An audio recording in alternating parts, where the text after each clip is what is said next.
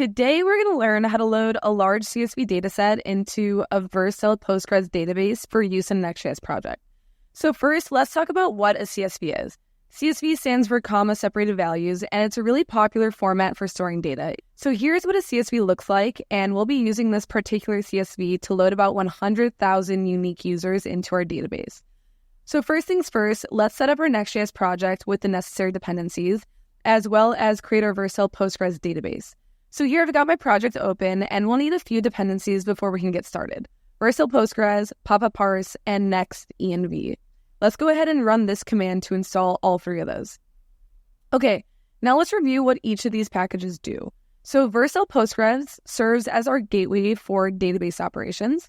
PapaParse will help us parse the large CSV file into JSON data, and Next.js will allow us to load environment variables outside of the Next.js runtime. Now, let's create our Vercel Postgres database. To do this, move into your Vercel dashboard, click this Add New button, and select Store. Now we'll click Create Database, select Postgres, and accept the terms and conditions. Now we can name our database. I'm going to name this one Users, and then finally click Create. Now that our Postgres database is created, it will take us into the Stores page. And at the top of the page, we need to click the env local tab and copy our environment variables. Now back in our project, let's create an env local file at the root of our project and paste these values in. Now that our database is created and our project is set up to use it, let's take a look at the script that loads the CSV data into our database and break down how it works. So let's move into our c.js file, and the first thing you'll notice is our imports. So our first import from Vercel Postgres brings in our database connection module, which allows us to interact with our database. FS and Path are built-in node modules. FS lets us read files, and Path makes sure our directory paths work right across all different operating systems. As I mentioned earlier, PapaParse is a library used for parsing CSV files into JSON, which will make it a lot easier to handle the large dataset. And lastly, we're importing our env config file, which uses the Next.env package to load environment variables from our env file. We need this package because we're dealing with environment variables outside of the Next.js runtime. Now let's take a look at how we use PapaParse to parse our CSV file. So in this function, we read the CSV file with fs.readFileSync, making sure we have all the data loaded before we actually start parsing. Next, we use papa.parse to convert the CSV text into JSON. Setting the header option to true here tells PapaParse to use the first row of the CSV as keys, creating a JSON object for each row. So this function basically takes our CSV file that looks like this and converts it into JSON data that will look like this. Next, we have our seed function, which actually creates the table and seeds in the parsed data. It accepts one param, client, which is our database connection.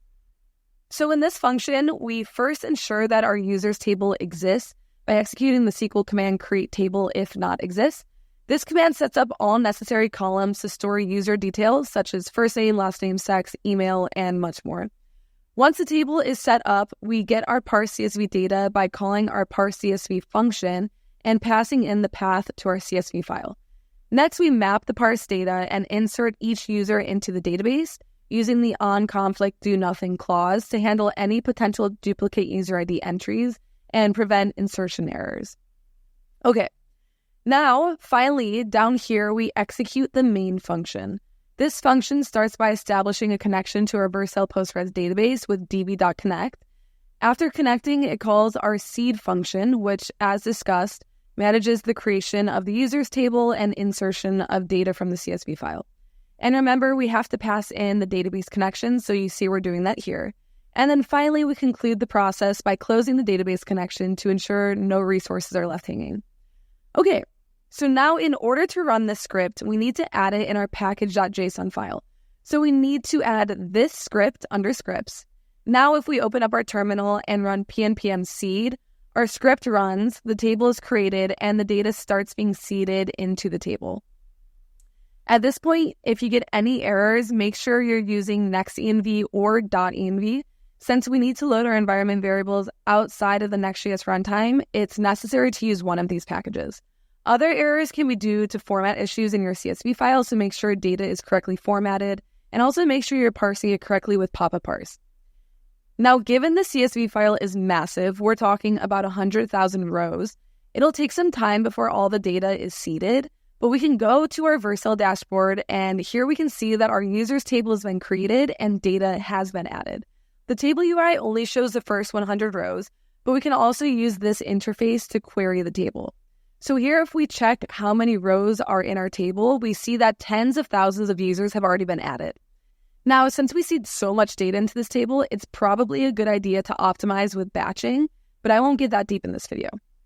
So now we have successfully parsed our CSV file, created our table, and seeded the table with all of our user data, and now it's ready to be used in our application. And that's it for loading large data sets from a CSV into your Postgres database. If you have any questions or run into any issues, leave them in the comments below. And thanks for watching. Bye.